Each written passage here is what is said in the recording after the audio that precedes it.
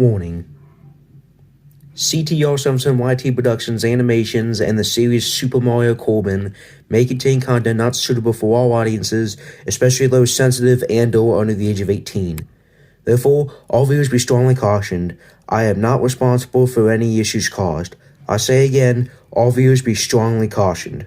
You have been warned.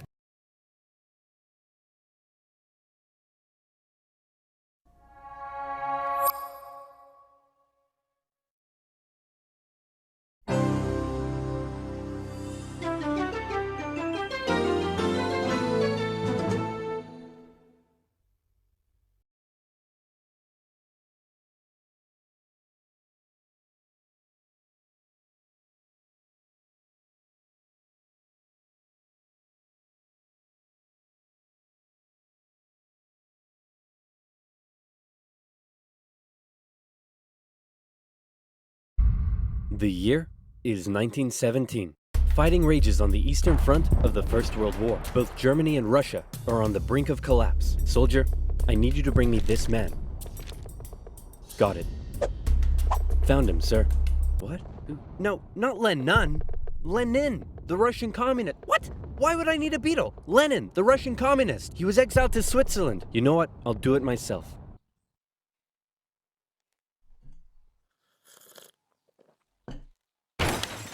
Who wants to start a revolution?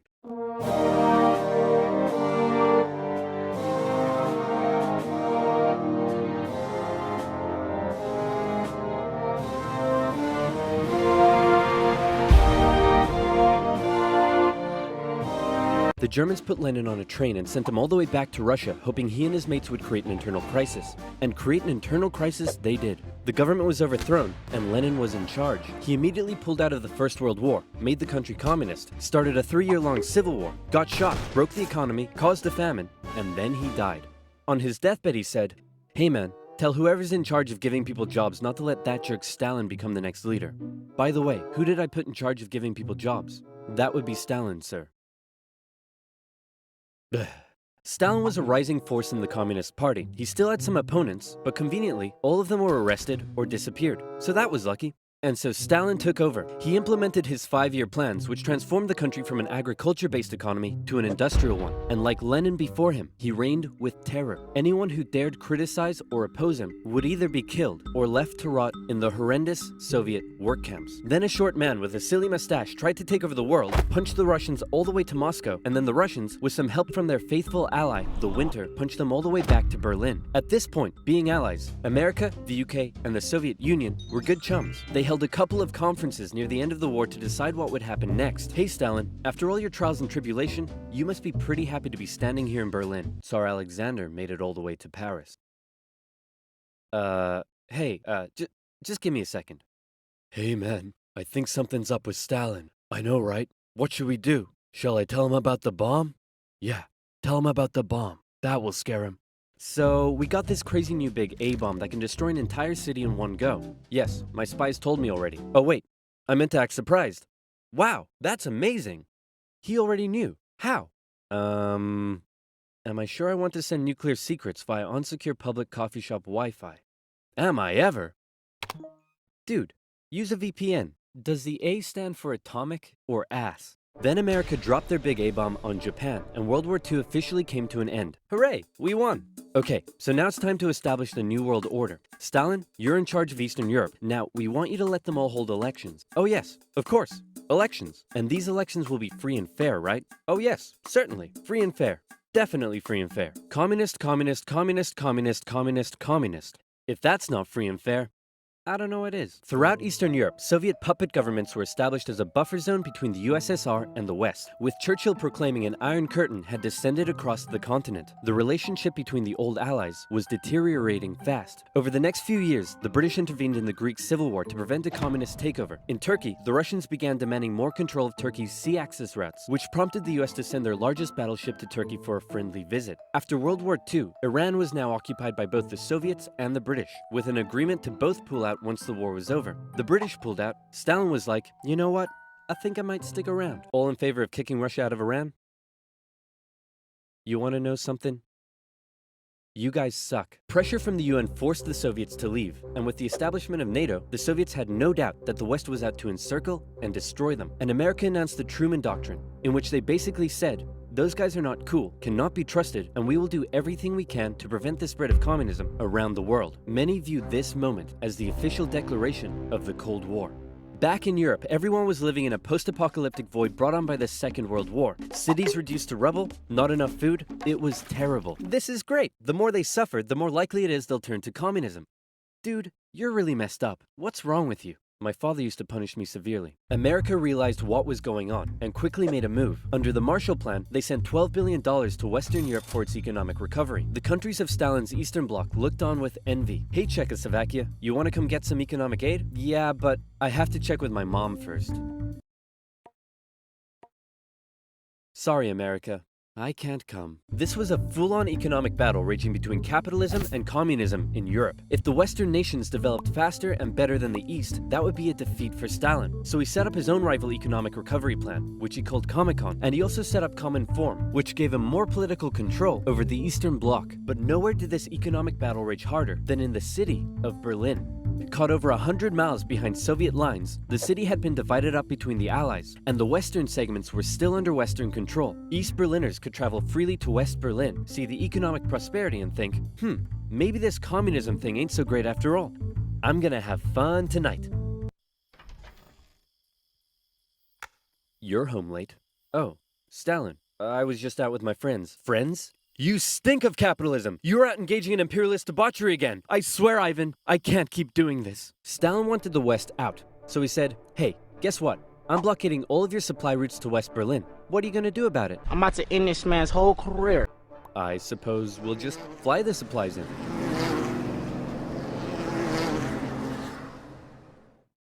Alright, Truman. You in this round. The Berlin airlift was an incredible undertaking and a major success for the Western Allies, and Stalin ended his blockade of West Berlin. His aggressive actions worried the West, but not as much as this did.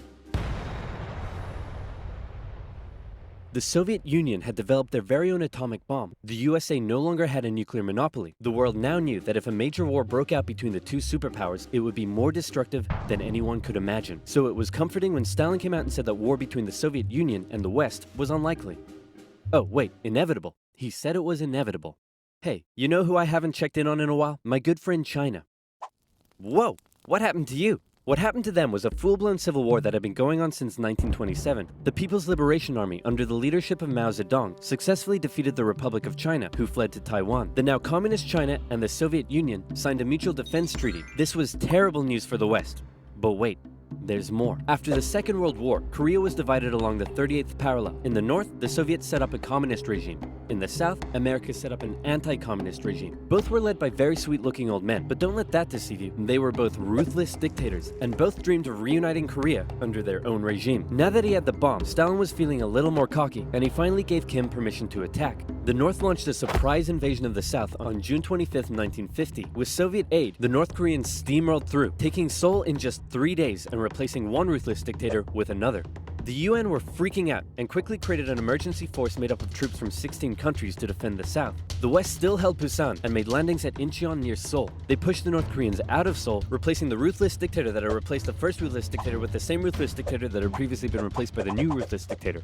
And the West then continued all the way up the Korean peninsula. At this point, China was getting worried that the UN may just keep going. The US had sent this guy to lead the operation. After winning the Pacific theater of World War II, General Douglas MacArthur's head was big and his balls were bigger. He reassured President Truman that there was absolutely no way at all that the Chinese would ever get involved. Meanwhile, 500,000 Chinese troops were crossing into Korea. Nuke 'em. No. Nuke 'em. No. Ah, come on! You're fired. The US considered the nuclear option, but now that the Soviets also had the bomb, they didn't want to risk all-out global destruction. The communists pushed the West right back almost to the exact same spot they had all started from, and they ended up in a stalemate, where they remained until both sides finally agreed to work towards a peace settlement in 2018. Back in America, Americans decided they wanted a new president who would be tough on communism, so they elected famed World War II General Eisenhower, who is really hard to draw. It's 1953. Hey Stalin, how you doing? Oh, he's dead. He had a cerebral hemorrhage and his reign of terror kinda came back to bite him in the ass, because he had imprisoned all of his best doctors, and those that were left were too terrified to treat him. The new leader, Nikita Khrushchev, called a meeting and said, "Hey guys, you know how Stalin was imprisoning and murdering us all for doing basically nothing? Yeah, he was kind of a jerk. I'm really not sure how this is news to you." Khrushchev went on a campaign of de-Stalinization. Statues of Stalin were taken down, Stalingrad was renamed, and Khrushchev announced that he wanted the Soviet people to be happy and would allow greater freedom in the Soviet Union. So how did that work out? Well, an uprising in East Germany was brutally suppressed, a revolution in Hungary was brutally suppressed, and demonstrations in Poland were brutally suppressed. Although he did finally allow some mild reforms. Back in the Soviet Union, he permitted more cultural expression, but then began banning stuff based on his own personal taste. Modern art looks like a child urinated on a canvas. Banned. Jazz music sounds like the feeling of needing to fart. Banned. Your poetry is really depressing. How could anyone in the Soviet Union be depressed? You're banned. Khrushchev wanted the Soviet people to be happy, but not like that, or that, or that.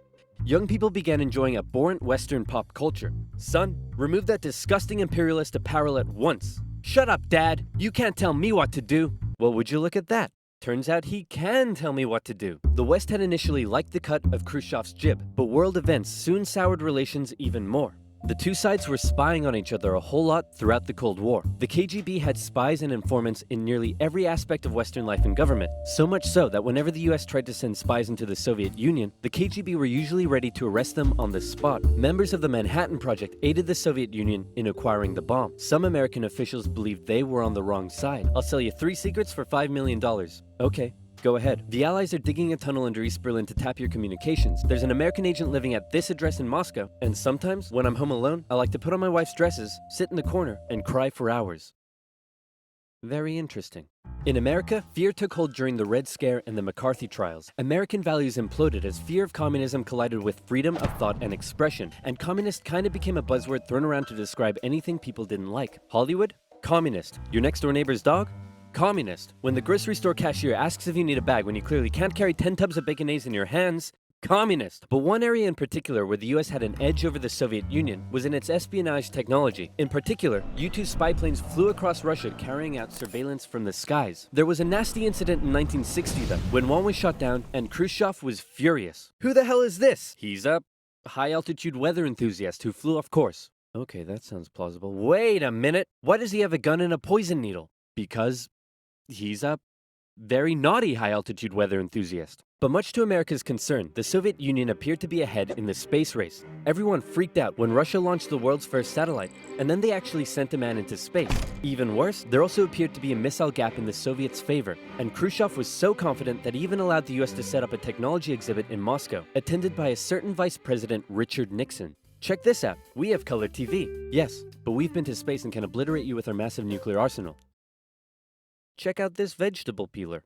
Tensions increased further when both sides upgraded their atomic bombs to hydrogen bombs. And after West Germany was allowed to join NATO in 1955, Khrushchev set up the Defensive Warsaw Pact, strengthening the military ties between the Soviet Union and its satellite states. In 1960, Americans decided they wanted a new president who would be tough on communism, so they elected John F. Kennedy. The Soviet Union was advancing its technology, but it was also bleeding its coffers dry, and all of the money was going towards the military, not the people. Life under communism was still as hard as ever, and Berlin remained a thorn in the Soviet side. The contrast between the economically prosperous West and the struggling East was clearer day by day, and East Berliners were still able to freely travel to the West. Now, many of them were deciding to stay there. Millions defected to West Germany via West Berlin, causing Eastern factories to lose workers and taking a heavy toll on the economy. Soviet leaders decided this couldn't continue any longer. First, Khrushchev tried this: leave West Berlin, or else. Or else what? Or else I'll be really mad at you. Yeah, no, we're gonna stay. Listen, man, West Berlin is ours, East Berlin is yours. That's just how it is. Kennedy felt pretty good about his show of American resolve. But wait a second, did you catch that? Let's replay it. East Berlin is yours. Uh-oh, Kennedy just told Khrushchev that the USA wouldn't interfere in what the Soviets did with their section of Berlin, so Khrushchev came up with a new idea. We're gonna build a wall, and it's gonna be a big, beautiful wall, and it's gonna keep out all the Mexicans. Just say this one's gonna keep in these Berliners. Oh, sorry, it's gonna keep in all the Mexicans.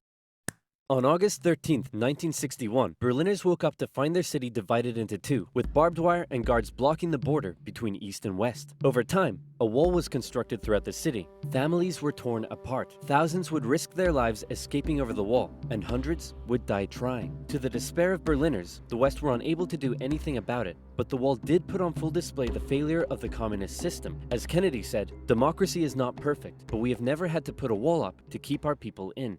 As part of the agreement between the two sides, US diplomats were still allowed to travel to East Berlin, but suddenly, East Berlin crossing guards started giving them the business, and Kennedy was like, nah-uh. In October, the US rolled tanks up to the crossing point at Checkpoint Charlie as a show of strength. The Soviets did the same, and the two were in a standoff. They stayed like that for 16 hours, and the world braced for nuclear Armageddon. Thankfully though, Kennedy called Khrushchev directly and was like, hey man, this is getting way too hot. How about you back your tanks up by an inch and we'll do the same? Sounds good. Okay, how about you back your tanks up by another inch and we'll follow suit? Alright, hey, you want to do another inch? And they both very slowly inched away from the apocalypse. Phew, let's hope that's the biggest crisis of my presidency. It wasn't.